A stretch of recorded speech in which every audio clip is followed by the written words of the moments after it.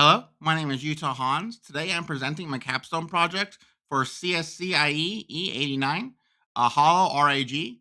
We live in an era of generative AI, but most people only think of it in terms of chatbots or art generation. My project asks a different question.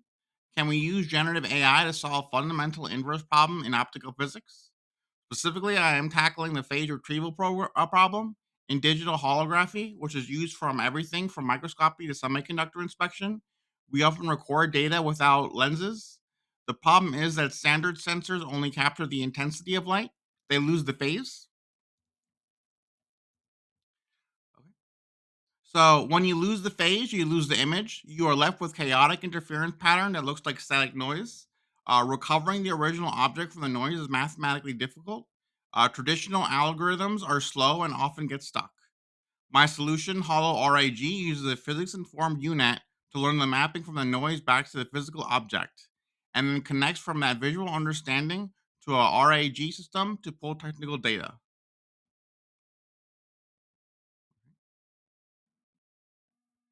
Let's look at the code. I didn't just download a data set.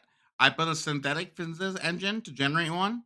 Here in cell 2, you can see simulate optical diffraction function. Okay. So now what happens is that this line right over here, the FF2D, this is the core physics. Okay. The diffraction pattern in this far field is mathematically modeled as a Fourier transform of the object. I take the input image, cast it to a complex number, and apply the 2D FFT. Okay. Um, this is where the phase problem happens. Okay. Um, I especially discard the phase information by taking the absolute value, the intensity. This mimics what a real CCD sensor does.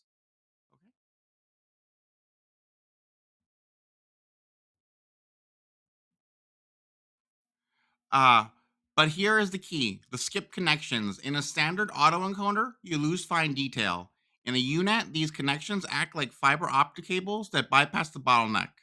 They allow the high frequency diffraction fringes to fall directly to the decoder. This is essential for preserving the sharp edges of the reconstructed objects.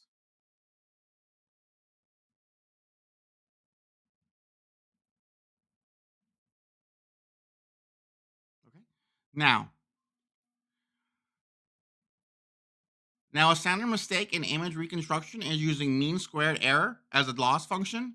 Mean squared error simply averages the pixel differences, which leads to blurry, safe predictions. This is not good enough for scientific imaging.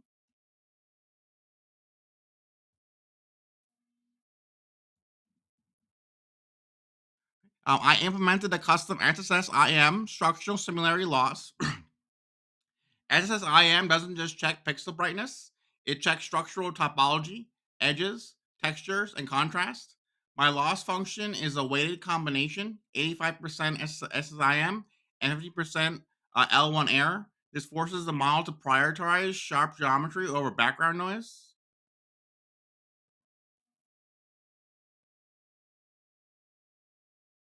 Okay. So let's go ahead and see it in action. I'm going to run this cell live.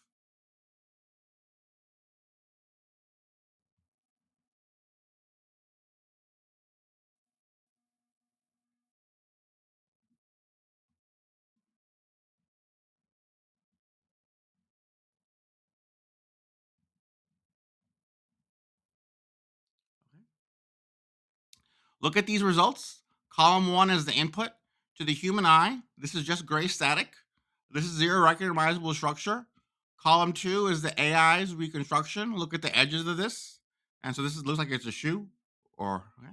Um, it successfully inverted the Fourier transform and filtered out the noise. Column three is the ground truth. The fidelity here is remarkable.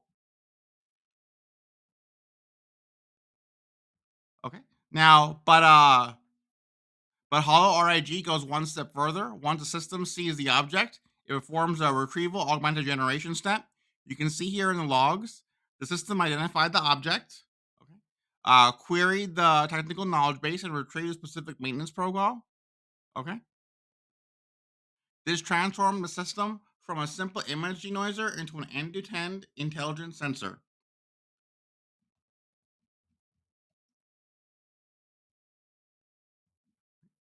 In conclusion, HoloRag demonstrates that deep learning is ready for rigorous scientific applications. By combining a physics-informed data pipeline, a specialized unit structure architecture, and SSIM optimization, we can solve the phrase retrieval problem in milliseconds, a task that takes iterative algorithms minutes or hours. Future work would involve connecting to Google Vertex AI vector search to handle millions of technical documents, allowing for real-time industrial inspection on a massive scale. Thank you for watching.